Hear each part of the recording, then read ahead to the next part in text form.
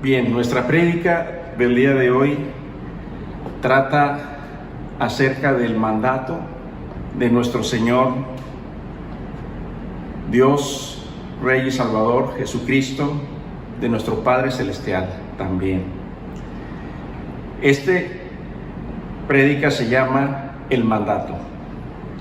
Y bueno, para iniciar esta prédica iremos a la definición de lo que significa la palabra mandato. Y la palabra mandato significa o es la orden que un superior da a sus subalternos o que un señor da a sus súbditos para que realicen una determinada acción. Pero también tiene una peculiaridad este mandato, que quien da la orden está seguro y confiado de que sus súbditos realizarán esa orden o ese mandato que les ha sido conferido. Pero, ¿cuál sería entonces la definición de mandato desde el punto de vista bíblico? Es decir, ¿cuál es el mandato de Dios en la Biblia? Bueno, la definición del mandato bíblico se refiere, hermanos, a la instrucción que da Dios a su pueblo. ¿Y qué instrucción es la que da Dios a su pueblo en particular o en forma específica? Bueno, esta instrucción que da Dios a su pueblo, este mandato es llevar sus buenas noticias a toda la humanidad, a todas las naciones, a todos los grupos de personas en toda la tierra. Y el mandato de Dios, hermanos, es evangelizar a todas las personas en el mundo. ¿Y cuál debiera o debe de ser la postura de todos aquellos que somos creyentes, que somos seguidores, que somos discípulos de Jesús? La postura es, hermanos, llevar este mandato de evangelización al mundo, pero con una postura o una actitud en donde ningún obstáculo debe de impedirnos que llevemos a cabo nuestra misión. Recuerden en la definición que les di en un principio de mandato, que el Señor espera que sus súbditos y confía que sus súbditos llevarán a cabo esa instrucción o ese mandato. Por tanto, nuestra actitud es esa, hermanos, que debemos superar todos los obstáculos que tengamos o que encontremos en nuestro camino para poder llevar a cabo esta instrucción de nuestro Señor. ¿Cuáles pueden ser estos obstáculos? Bueno, geográficos, políticos, sociales, económicos, étnicos y culturales. Ningún impedimento nos debe imposibilitar para llevar el Evangelio a todas las naciones, a todas las razas, a través de todas las generaciones. El día de hoy, hermanos, abordaremos 3 características esenciales que tiene el mandato de Dios. La primera, nombraré las 3. La primera es que hemos sido creados para ser bendecidos y para hacer bendición. La segunda es que hemos sido apartados para Dios, es decir, hemos sido santificados. Y la tercera característica es que hemos sido equipados para transformar al mundo. Vayamos pues a la primera característica, que se refiere a que hemos sido bendecidos para hacer bendición. Y bueno, hemos sido creados, hermanos, para ser bendecidos primeramente. Y esto lo podemos ver en el Antiguo Testamento, donde podemos ver el propósito de Dios para su pueblo. Aquí podemos ver este propósito en el principio, en el Génesis, en el capítulo 1, versículos 26 al 28. Entonces dijo Dios: hagamos al hombre a nuestra imagen, conforme a nuestra semejanza, y señoree en los peces del mar, en las aves de los cielos, en las bestias, en toda la tierra, y en todo animal que se arrastre sobre la tierra. Y creó Dios al hombre a su imagen, a imagen de Dios lo creó, varón y hembra los crió, y los bendijo Dios y les dijo: fructificad y multiplicaos, llevad la tierra y sojuzgarla, y señoread en los peces del mar, en las aves de los cielos, y en todas las bestias que se mueven sobre la tierra. Con esto, hermanos, esta lectura de esta palabra de Dios, podemos concluir que el hombre, hermanos, fue creado primeramente a imagen de Dios. Desde ahí fuimos bendecidos porque Dios decidió crearnos a su imagen. Y crearnos a su imagen significa que fuimos creados a su reflejo, conforme a su representación, en su forma, en su mente. El hombre fue hecho, hermanos, para tener una buena relación con Dios. El hombre fue creado para conocer y relacionarse con Dios. Se le dio la función de señorear. Esa fue una gran bendición que Dios estableció sobre el hombre desde el principio de la creación, que el hombre fue creado para señorear, es decir, dirigir, señorear todos los recursos que Dios creó, como los animales, ¿verdad?, las plantas, los peces del mar, en fin. Y con base a las Escrituras, ¿podemos concluir que Dios tuvo el propósito de bendecir al hombre? Claro que sí. Y lo podemos ver en esta cita del Génesis 12, capítulos 2 al 3. Y la Biblia habla aquí en relación a Abraham. Y dice la palabra: y haré de ti una nación grande y te bendeciré.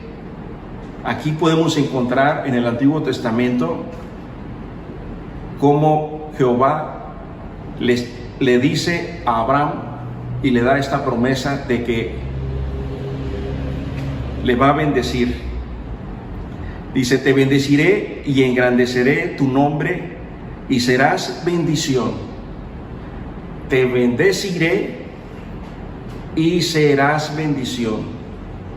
Bendeciré a los que te bendijeren, y a los que te maldijeren maldiciré, y serán benditos en todas las familias de la tierra.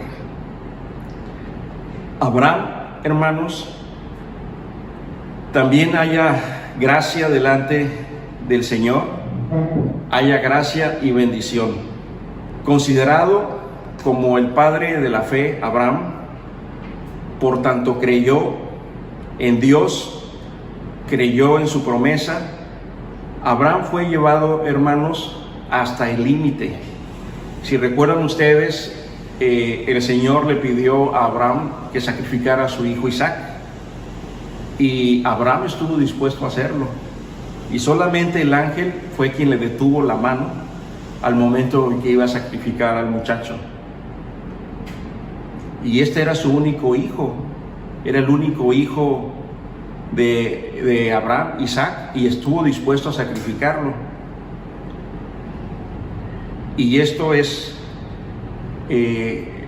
esta actitud en el corazón de Abraham de obediencia a Dios y de confianza absoluta en Dios, fe absoluta en Dios, fue lo que halló mucha gracia delante de Dios. Por tanto, nuestro Señor bendijo a Abraham y lo hizo que fuera bendición para los demás. Preguntémonos, hermanos, ¿cuántos de nosotros estaríamos dispuestos a haber hecho lo que Abraham hizo? Yo creo que muy pocos o tal vez nadie, ¿verdad?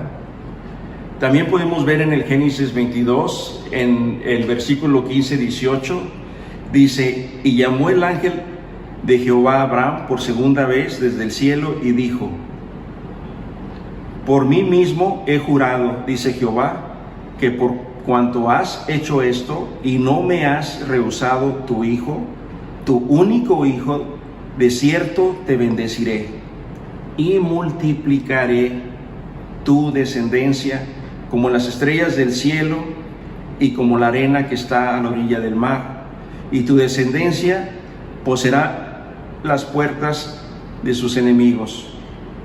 En tu simiente serán benditas todas las naciones de la tierra, por cuanto obedeciste a mi voz.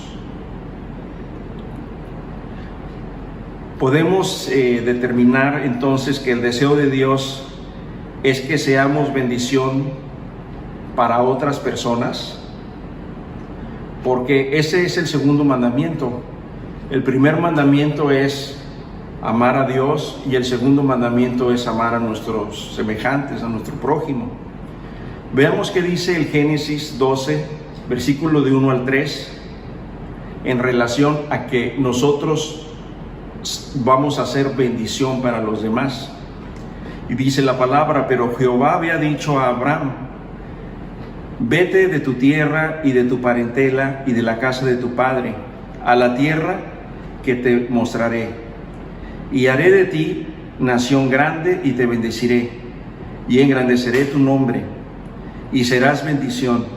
Bendeciré a los que te bendijeren y a los que te maldijeren maldeciré, y serán benditas por ti todas las familias de la tierra.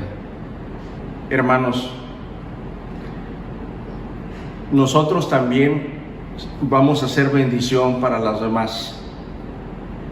Pero aquí hay algo muy importante, y es lo que se refiere a las prioridades de la vida cristiana.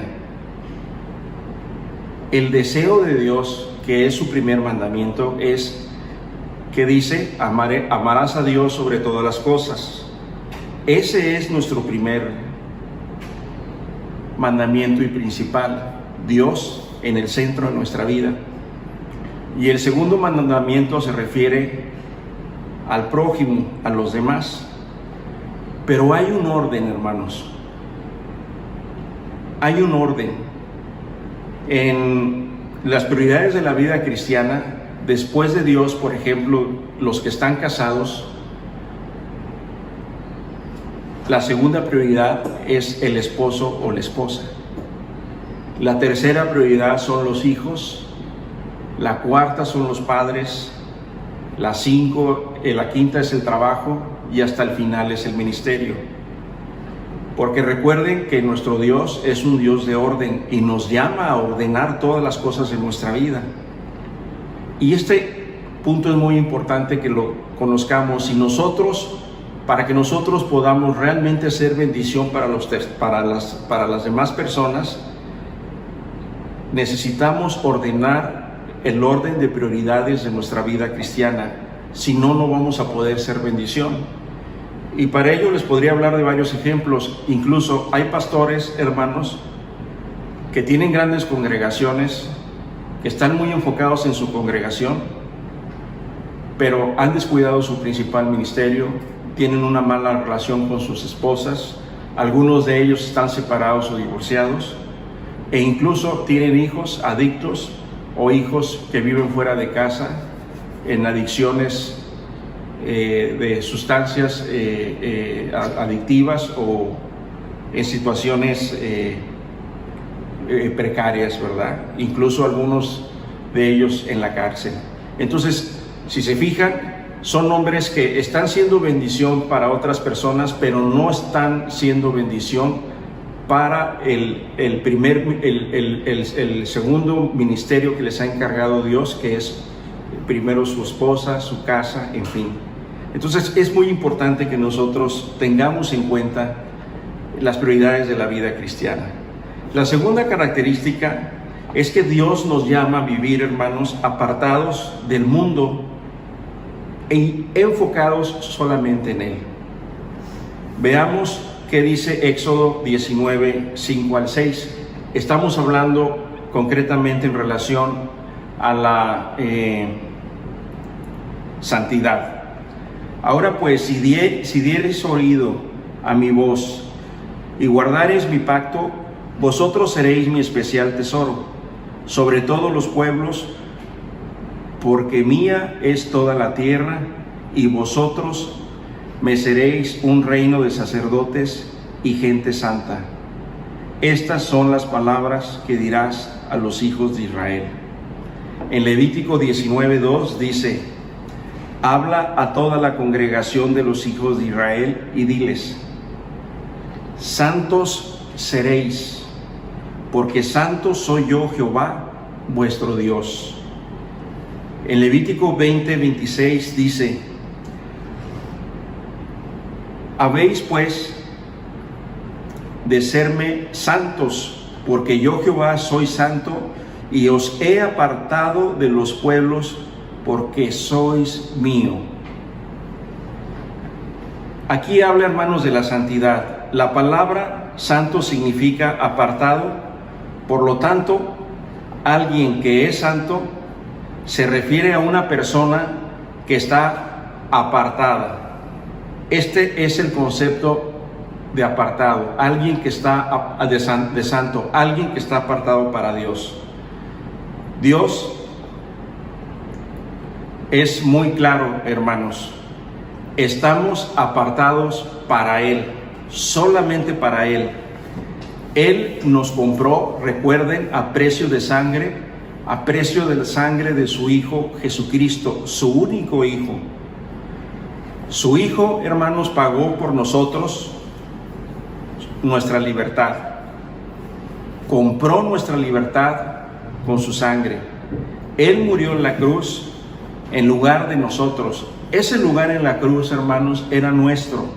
Nosotros deberíamos de haber estado ahí, no Él. Sin embargo, Él estuvo dispuesto de ir en nuestro lugar para que nosotros fuéramos libertados. Por tanto, si no le obedecemos, ¿ustedes qué piensan o qué creen que esto implicaría? Sería una excelente reflexión, ¿no creen? Nuestro Dios, hermanos, es un Dios celoso, pero no es el celo que se refiere a lo que una persona siente por otra, porque no tiene lo que esa persona tiene. No se refiere a ese celo. Por ejemplo, estoy celoso porque mi vecino compró un auto nuevo y yo no puedo comprármelo, o porque tiene una mejor casa que yo, en fin. No estamos hablando de ese celo. El celo de Dios, hermanos, se refiere a que Dios es celoso de lo que le corresponde y que una persona no lo está obedeciendo. Y se refiere concretamente a la adoración y al servicio. Dios es celoso cuando una persona que es suya, o sea, que está santificada y apartada para Él, y que adora o sirve a otra persona, pero está celosa de la adoración y del servicio, no de la persona. Dios es celoso de la adoración y el servicio que le pertenece solo a Él, porque esa adoración y ese servicio solamente le pertenece a Él. Ese es el celo de Dios. Y la tercera y última característica, hermanos, es que Dios nos facultó para transformar al mundo. Esto lo podemos ver en el Nuevo Testamento. Aquí podemos encontrar el facultamiento o la facultad que nuestro Señor Jesucristo, hermanos, nos dio a través de la Gran Comisión, que podemos encontrar en Mateo 28, del 18 al 20. Dice la palabra: y Jesús se acercó y les habló diciendo: Toda potestad me es dada en el cielo y en la tierra.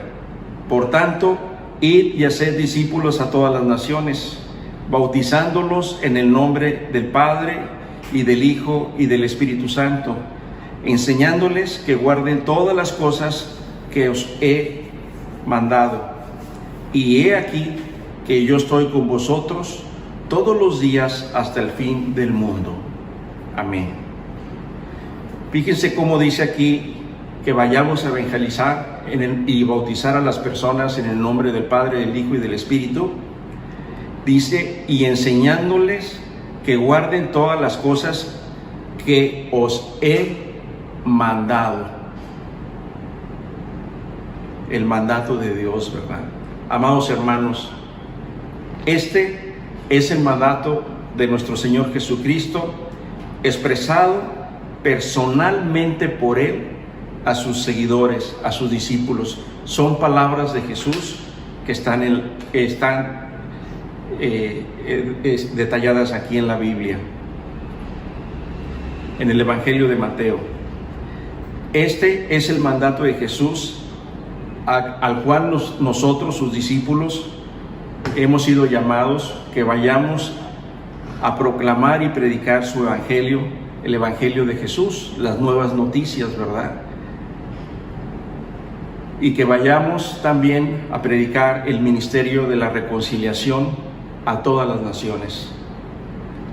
Pero, hermanos, algunos de nosotros podemos pensar, bueno, pero ¿cómo lo hago si no me siento lo suficientemente preparado, si no conozco mucho de la Biblia? En fin, hay muchos hermanos que podemos tener este sentimiento, ¿verdad? O este pensamiento de que no nos creemos capaces de poder hacerlo, o nos creemos pecadores y que no podemos hacerlo, ¿verdad? Bueno, es algo muy, muy común de escuchar esto entre los hermanos en las congregaciones. También incluso hay hermanos que dirían que sienten pena, que tienen temor a que se burlen de ellos y demás, ¿verdad?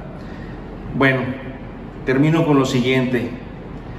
Dios, amados hermanos, nos responde a estas dudas de la siguiente manera. Al concedernos Dios de creer en su Hijo Jesucristo, Él nos ha equipado. Y sobre todo, hermanos, la Biblia dice que al bautizarnos, al aceptarle como nuestro Rey, Dios y Salvador, Él nos da poder. Nos da poder porque hemos sido sellados por medio del Espíritu Santo. La respuesta, hermanos, es el Espíritu Santo es el que hace la obra, hermanos, no nosotros. Escuchen lo que el apóstol Pablo nos dice en el libro de los Hechos, en el capítulo 1, versículo 8. Pero recibiréis poder, dice Pablo, cuando haya venido sobre vosotros el Espíritu Santo, y me seréis testigos en Jerusalén, en toda Judea, en Samaria y hasta lo último de la tierra. Hermanos, hay un poder en nosotros. Dios nos dio un poder. El poder que está en nosotros es el poder del Espíritu Santo. Es el poder del Espíritu Santo de Dios. Este poder lo describe también Pablo en su carta a Tito. En Tito 1:3 dice Pablo: y a su debido tiempo manifestó su palabra por medio de la predicación que me fue encomendada por mandato de Dios nuestro Salvador.